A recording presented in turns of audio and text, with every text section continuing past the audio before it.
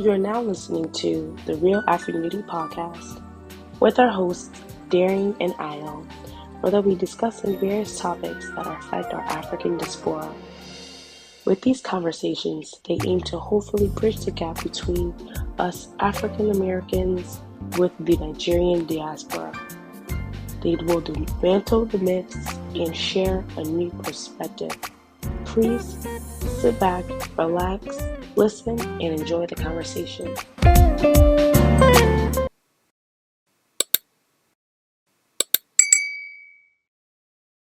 All right, ladies and gentlemen,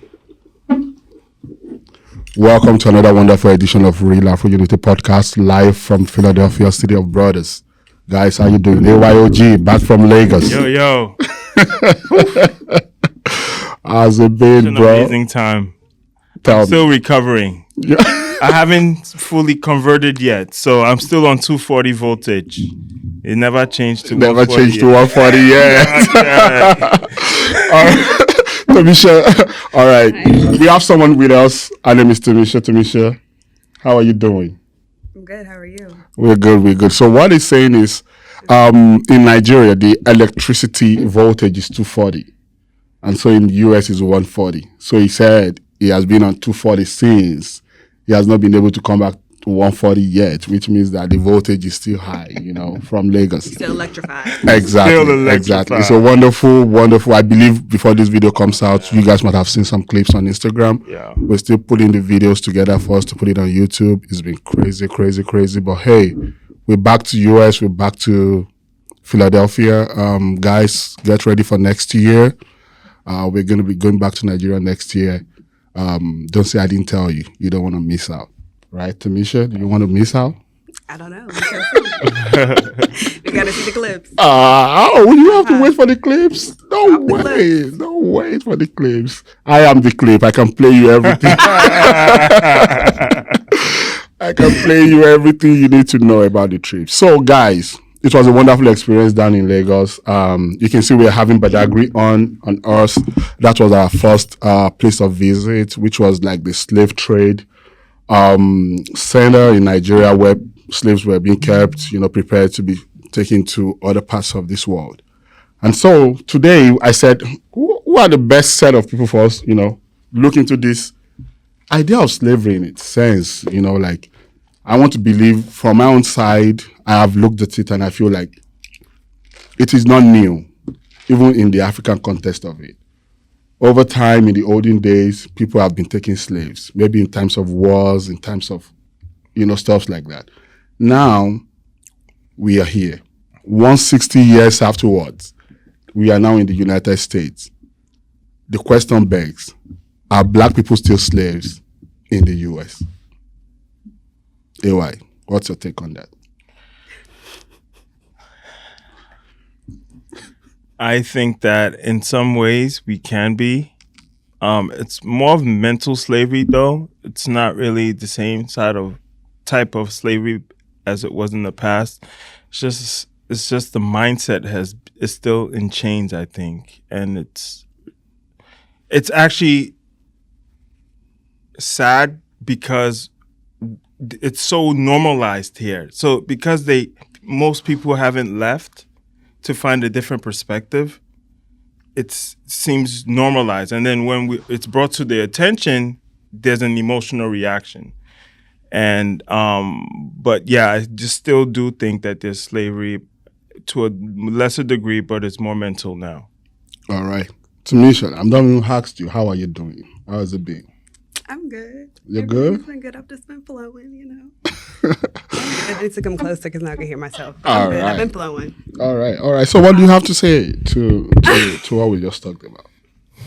To be honest, first I'm gonna take these headphones off because this is awkward. But so honestly, Move closer. when you first, let me put these down. All right.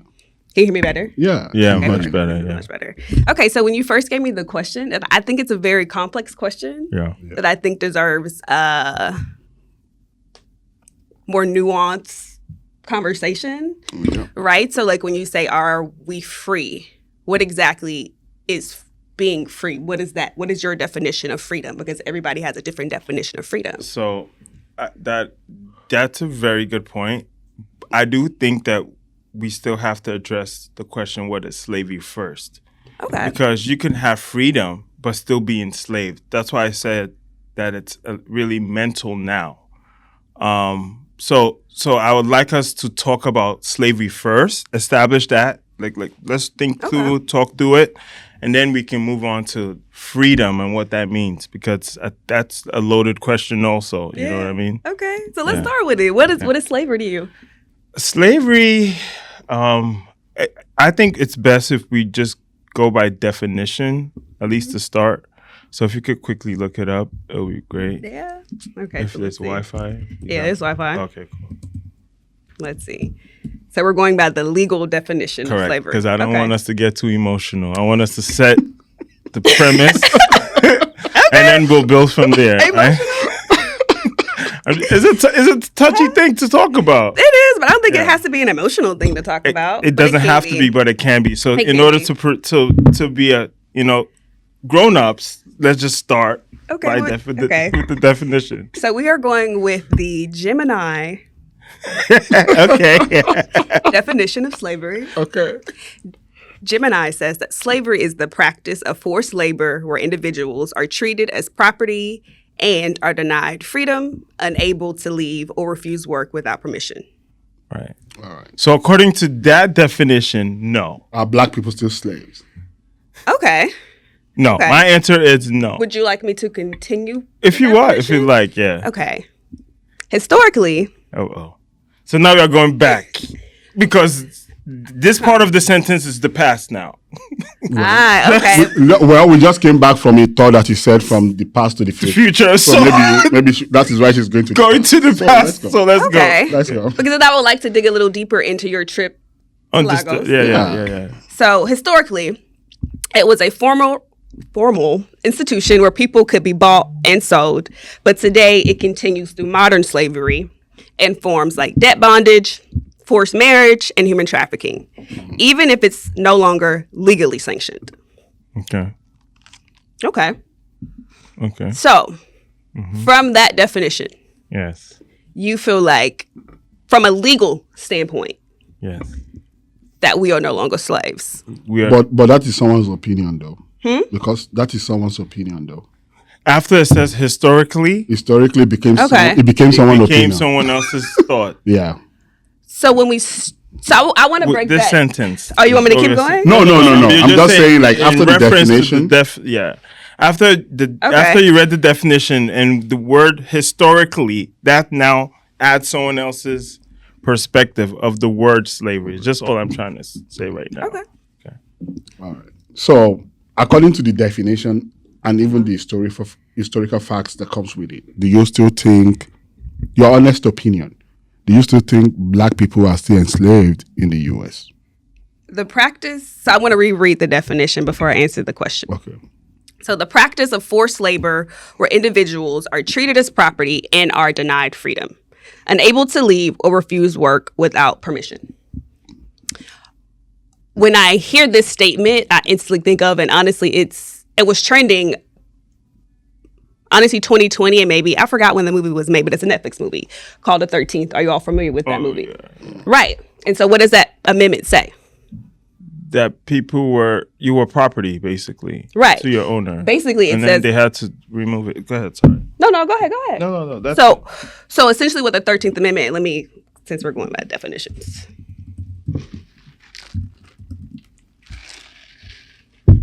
So the 13th Amendment to the Constitution, ratified in 1865, this is again the Gemini definition, abolished slavery and involuntary servitude across the United States, period.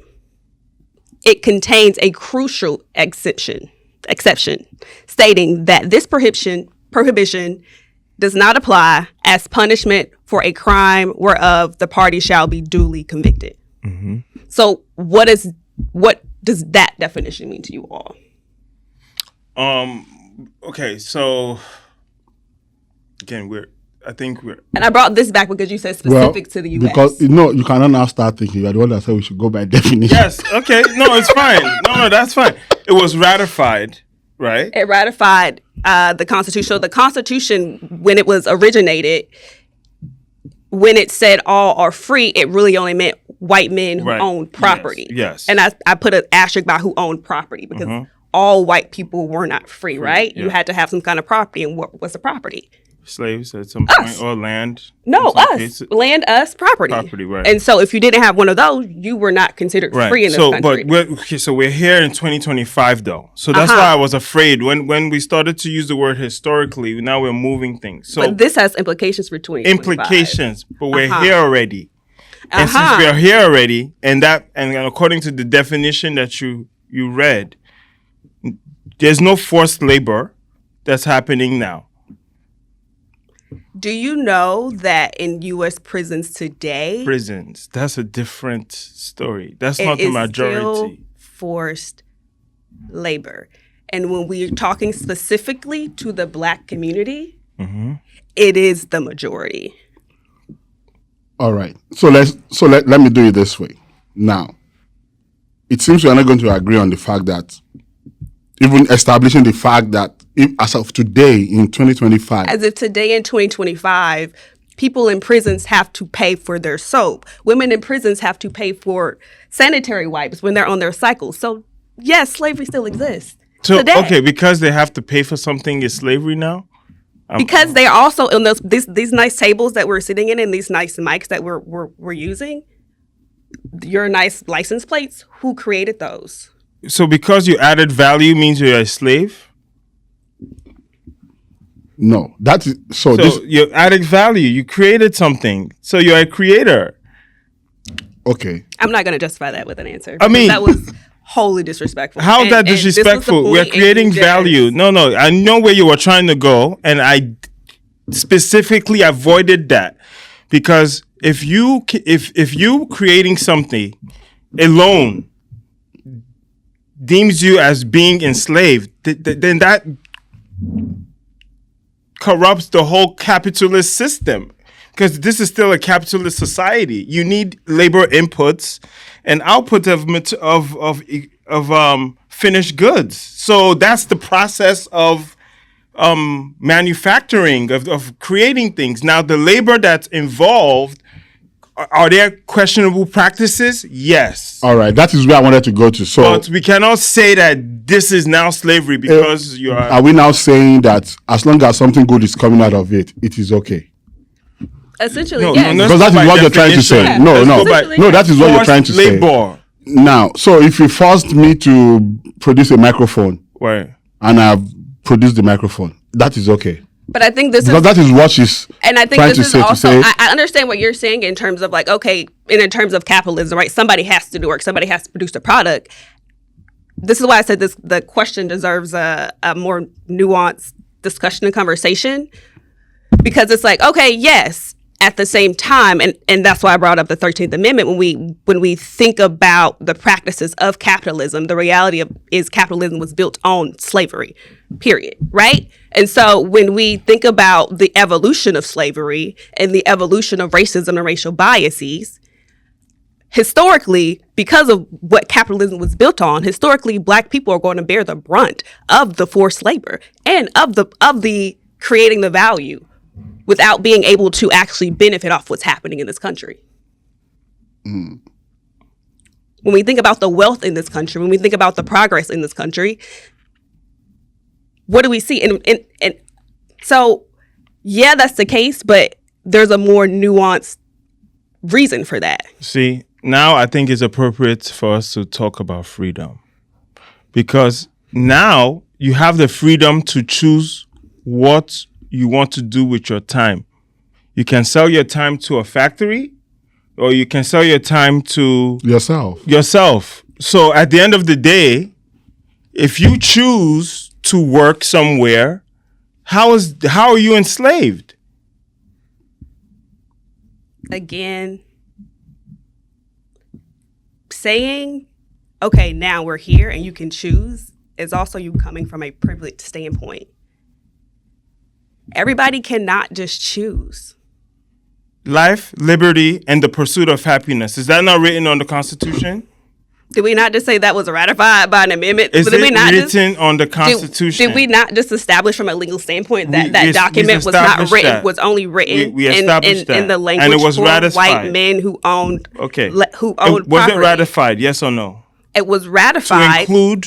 To Yes. So that say- means we now have. Did we not just establish those same ratifications in that it was document? what I'm saying is, after it was ratified and we've been included to that, you now have the ability to pursue life, liberty, and actually to obtain life, liberty, and the pursuit of happiness. Okay, let me take it from my own standpoint now, which is probably different from the two of you.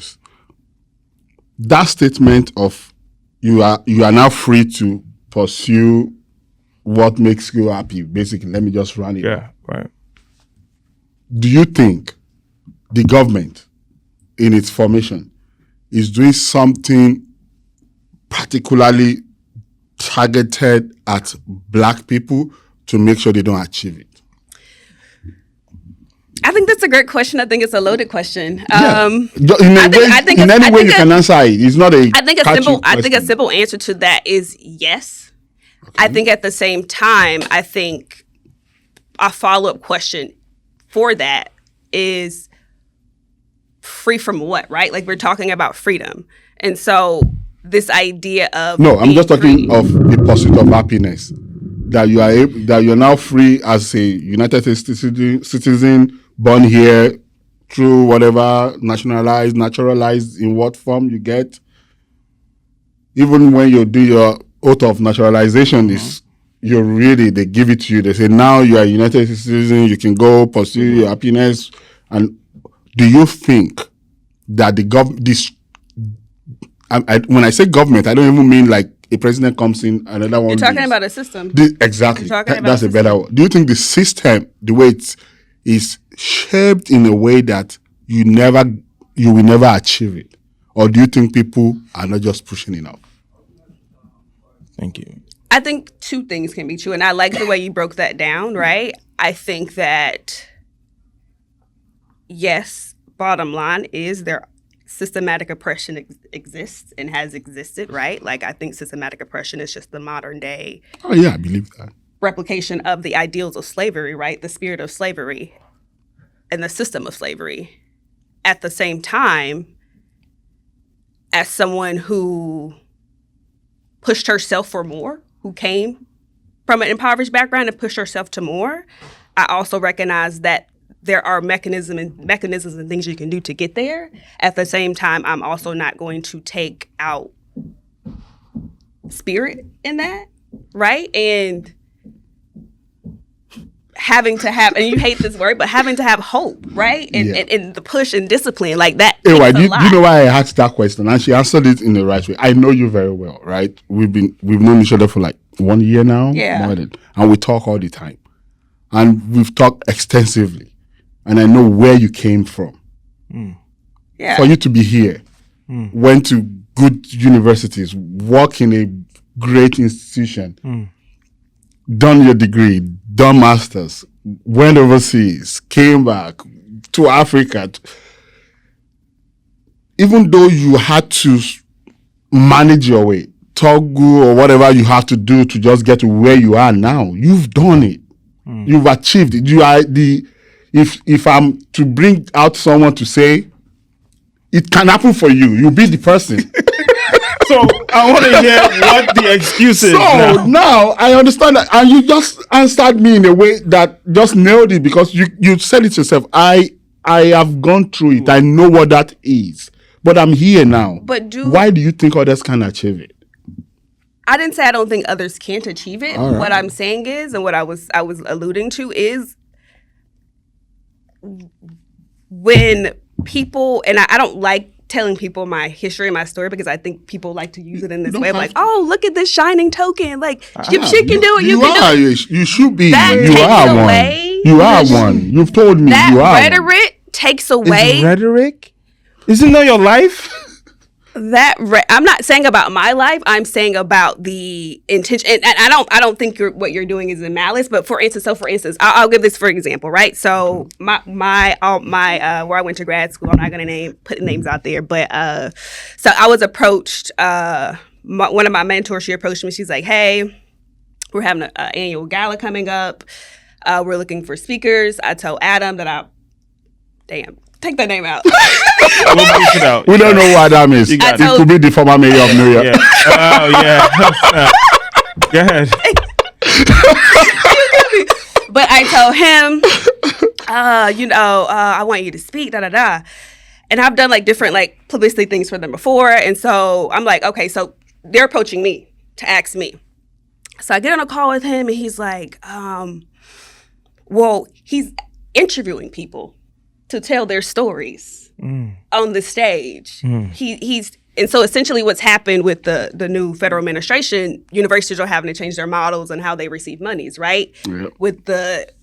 He kind of cut indirect grants, which kind of funds kind of like facilities, funds your libraries, funds like your different departments. And so they're having to change their models. And so they're kind of trying to create models where instead of relying on federal grants, they're now relying on their fundraising ability. Right. Oh, wow. What they should actually be doing. Well, look at this nice black girl right here that went to this program. Gotcha. So let's go snatch her up and tell her a story from these black people to get some money. And so that's why I say I don't. Because that rhetoric of man, look, the look way they used it, I got you now. Just like how to win like an American Got Talent kind of thing. You have a talent, you have a sad story. Right. It takes away the reality of it is the sheer discipline and sheer will that somebody has to have to pull themselves from that.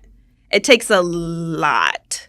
Think about this instance. If we're let's say, not my story in particular, but someone who grew up on Section 8, someone who grew up in the projects, right? Like, as opposed to someone who grew up in an American Jack and Jill society. Y'all know what I think I had the conversation with like Jack and Jill. Yeah. Right. Like you go to Martha's Vineyard for the summertime. Like you're around judges, you're around lawyers. Like the impact that has on a young mind seeing that, as opposed to if you're growing up in the inner city in New York City. I've met people who've never been outside of New York City, has not seen a patch of grass, chicken, right? Like what that does to your mentality. Gotcha. And when you're growing up also in a majority white area. You made it through that though, right? You don't, but the reality is, again, the sheer will, right? You don't see statues, just your statues of your oppressors, right? Central Park has had the father of gynecology as a statue, as its memorial. And we know that the father of gynecology literally ripped our ancestors apart for the technology that we use today, right? But these are their idols. These are and so you have to walk around. I think about someone like my grandfather. I stole sorry, but. Go ahead. Let's close that. All right. The last time I was in Ghana and my grandfather is someone who grew up in the rural Black Belt South, right? Do y'all know what I mean when I say rural Black Belt South? Mississippi, Florida, like down Not south. Florida. Oh. So it crosses, and I got to put up the map. But it goes across.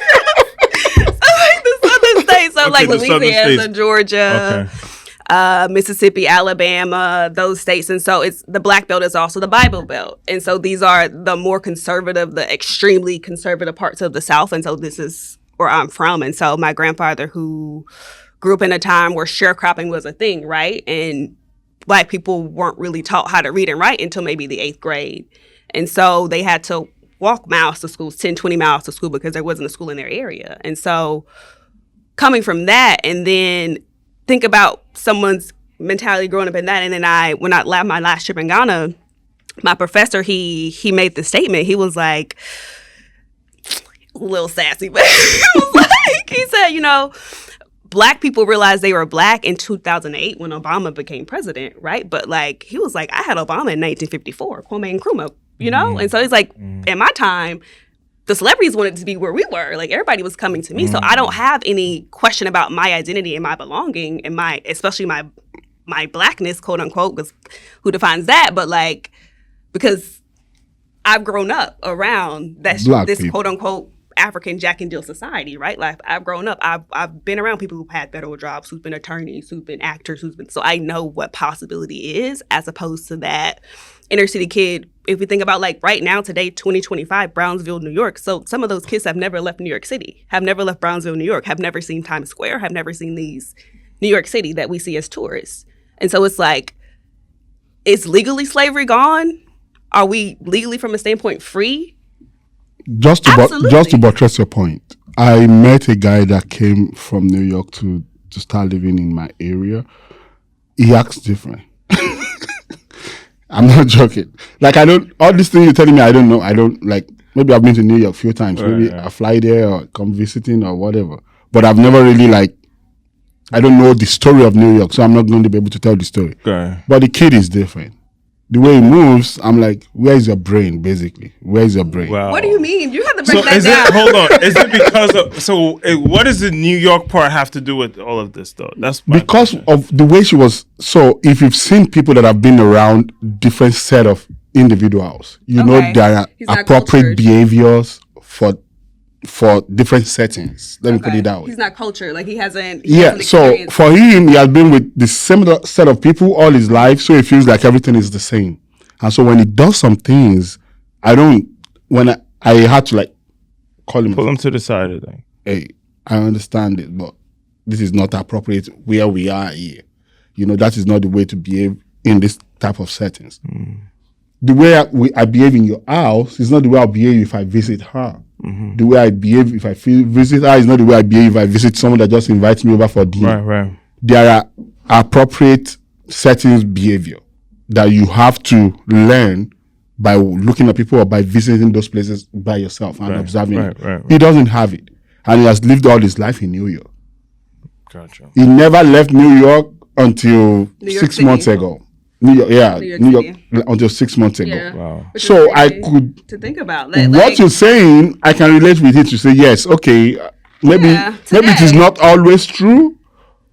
But I've seen people that have lived in New York before that are doing good now, and they never also left New York before until they never heard of Delaware before until their parents brought them to Delaware. Wow. That's the reality for some people's lives. But they are not as bad behaved as that guy. Snap. So just to poke, Sheltered, basically, just to environment. put. And not even sheltered, right? Like Brownsville, New York is not somewhere to be sheltered, you know? So do you think that is a result of slavery? Or people just decide to go to a place where they are comfortable? Because, let's be sincere with ourselves. I'm from Africa, right? I'm originally Nigerian. The truth of the matter is, these things you're talking about exist in Africa too. I agree. They exist. I agree. There are people that are still not probably using bras and pants in Africa somewhere. You don't need, Let's be playing with ourselves. When people are already using Victoria's Secret, whatever, here. That escalated quickly. How? What I'm saying is, will agree with me. let's go to let's even take it deeper than that. It is not, there are people in Africa now. See, when I was in France, when I was living in France, I used to help people translate and stuff like that. I met a young lady that was brought in as a prostitute. Then she was trying Human to trafficking is a form of slavery. She was brought in. No, but she was trafficked by another Nigerian. So there's no point. But it's still trafficking, whether it was by somebody. Now let me tell you this. It's still she doesn't even know how to use a menstrual pad. She uses tissue paper and tissue paper, so she has to keep walking around. They brought her in when she was 14 years old. So how old was she when she started? So all these things that people don't know that we are using as excuses, they exist. Even in Africa. Now, she's doing great, she's doing fine, she's better alive. She left it when at a point in time, she just looked at it what am I doing? And she just said, I won't tell the story because of people that might be looking for her and stuff like that. But what am I trying to say is that it might be in a different context, but people are always in difficulty anywhere in this world. right. Now, if you have a way out, this room all of a sudden, fire just starts burning somewhere from this angle. This is the door. You can get out of this situation by just opening that door and running out. If you decide not to take it because you felt like someone put you in this room without your consent, then it's your fault. Darian, that's a good example, but this is how I would switch the story up. You are paid to stay right there while we burn the room. Yeah. So now, because you are so used to whatever the government is giving you to live, Section 8, SNAP, whatever else, they're paying for your potential. Basically, they're telling you, here's what you need. So now, if you interpret that as, I don't have to do anything anymore, that's on you. But the bottom line is, there's still smoke in this room and the door is still here. If you want to stay until there's a 5-alarm fire, like now we have a shutdown, everybody's crying, like, oh, maybe I should actually do something with myself and try to add value to the economy and try to do something to be of value so that I can then get some sort of income. Okay.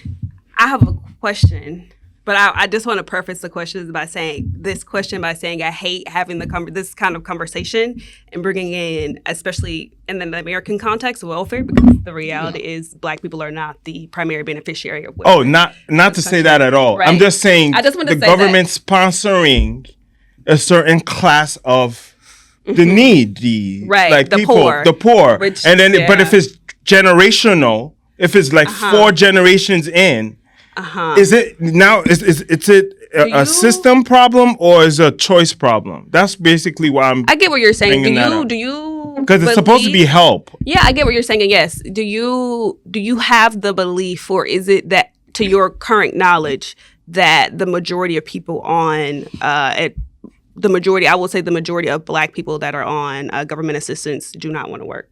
I don't know. I don't know. Are you aware of the and I'm also someone who grew up raised on government assistance, right? So are you aware of the stipulations to government welfare in the US? What I know is that it's subsidy. So right. And so I'll give you an example, right? So my mom received TANF.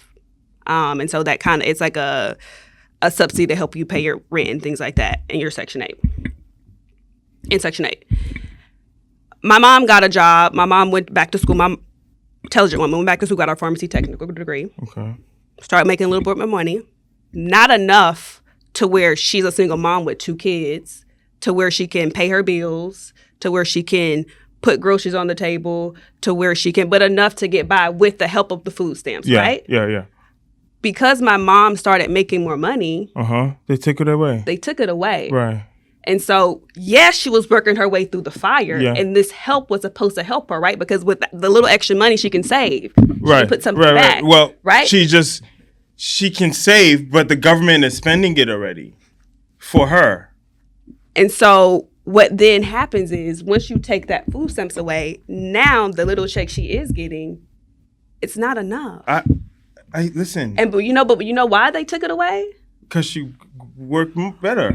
But it wasn't a living wage. Now let me ask you a question. Hold on, please. Okay. This is happening. I don't want you to look at. I want to ask you a question. Now, do you think that same benefit that she was being given, if there were to be a white guy or a white woman that is benefiting from the same thing and the same situation, they wouldn't take it away? No, this is why I preface it by saying. So you get what I'm saying now. This is why I preface it by saying. I'm just saying this is how the government system works. So let's just. All right. So let me just make something clear. I should have said this earlier, but I'm saying this now. I look at the country from a lens of an economist. Mm-hmm. So it's true. I'm not going to say I'm colorblind, but I obviously there's some, where there's smoke, there's fire. So what I'm trying to say is that I see it more of a class issue. I agree. Than a racism issue. So if there's a certain class of people that are dependent on the government, and that class is increasing because of immigration, that's still a strain to the economy and then to a strain to taxpayers. So I'm not trying to say that like Black people shouldn't benefit from the program. They should, but let's understand that it's help. And then the more people that are dependent on this help, the more strain it is to the municipality, to the federal government, and then to taxpayers as a whole. I feel like we're getting away from the original question. Yeah, we're going back to it. I just wanted us to like everybody say This is like a whole different No, because I'm looking at it from a we lens can go to the of topic, but I just want to an identify economist. This is So like separate from the conversation we're having. No, I feel like this still boils down to us identifying the fact. Like things that are happening, are they happening to Black people because or just we are still being that class? Are they happening to Black people because they are still regarding Black people as slaves, or this is just what the system gives to everybody regardless of your color, So white or Black? I think both things are true, right? Okay. I think the reality is, and that's I know you don't like to go back to historical, but historically, before chattel slavery existed, right? In the ancient world, right? Punishment of crimes, right? Death. Like, but the reality is it looked different, right? It wasn't, I'm going to take you away from your home and I'm going to take your freedom and that's it, right? It was like, okay, you owe me money, work with me, and then maybe you'll become a part of my family, right? Like there was a difference in it, right? And so the ideals of capitalism have always existed. So the reality is, it is what the system is, right? Economically wise, it's the system. But when we add in the disruption of that system with chattel slavery and the vulnerability of now we've created these isms, racism, sexism, homophobia, and then create the vulnerability factors in this system that now these people are more susceptible to the oppressive parts of it than others. Understood. Because when we think about after slavery ended, what happened? Did Black people get reparations? They just say you niggas are free. Oh, sorry. Yeah. They just say you're free. Go be, No, you know? free, yeah. So there was no therapy. So you brought up when we started, like there's still mental slavery, right? Like when we bring back that example about being in the room on fire. If I stay in mentally, right? If I'm still in these mental chains. Think about back when slavery ended, people just didn't leave. Some people said, "Oh no, master, I can't leave." The line, mental, right? Yeah. Harriet Tubman left some people behind. Like I'm gonna stay in this room because I at least I know I'm going to burn up, right? I don't know what's out there. I know what's here. I know I'm gonna get a whip. This, you know. So now is that still? If you're choosing that and you see other people are running out of the room, but they are paying you to stay. Economically wise, I can see, but at this when we bring in the humanistic viewpoint of it, It's the human that's choosing to stay. but the thing is, it's not the human themselves. It's this internalized fear that this system has created inside of this human that they've internalized. Yeah. Think about colorism, right? Think about, colorism is not just an American thing; it's an African thing. Sure is. Yeah. Right. If you ask some of your male friends their preferences for what the women look like, they're going to say lighter. Yeah.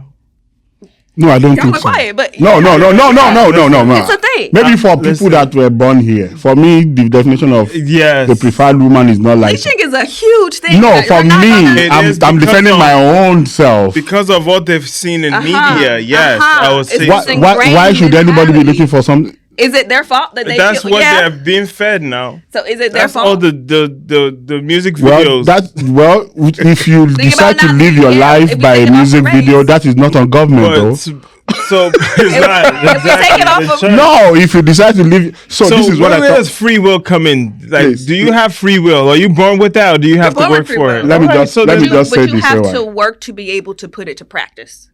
You're I born just with need it, to but get this there's out. work that takes to put it to practice. Got it. I used to tell my friends way back in Africa or anywhere, even here or France, if you watch a music video and someone is donning designers over designers over designers, it's a video. They are working. It's like a prop. But sometimes it is a prop. Yeah. Most times it They And pay now- for it sometimes too. Fine, some own theirs. Yeah. Some it's a prop. If you are a video vixen, they give you what you're supposed to put on. Sometimes they Now, don't. Slavery. if you as a person use your earn money when you've not paid your rent, you've not paid your car loan, you've not done what you're supposed to do, and you decide to go use your money to buy those designers, because you want to feel like you're in a music video. Or It's not. increase your It's not on self-esteem. anybody. That is your that's why cross to carry. I think that's what exactly. So that's why I feel like when we open the room for people not to take accountability, we're creating a bigger problem. What do you think is a barrier to taking accountability? Wow. I think that's because a great the victim mindset. If it's you're victim to your circumstance, as if you don't have control. You're not the author of your own life. You can choose to be different. You have free will, so it's all by choice. You're not a victim to your circumstance unless you view yourself as a victim to your circumstance, because you can always change your tomorrow. That free will is innate. As you said, we are born with it. Bell Hooks. Are y'all familiar with Bell Hooks? No, what is that? Bell Hooks is an author. She's one of Black Americans' great authors, literary features. Okay. And so she has a book. It's called Rock My Soul. And essentially what it talks about is shame in the Black American community, and how in order to be liberated and exercise this free will, we have to X out the shame that we're feeling from the historical harm that has been done to us, right? Like when we talk about the reality of being Black and American in this country, you are made to feel shame. When we think about... This is the garbage we are talking about. Who made to feel shame? So let's, for instance, are you familiar with redlining? Yes. So what is redlining? That's when blacks were systematically like separated away from certain neighborhoods.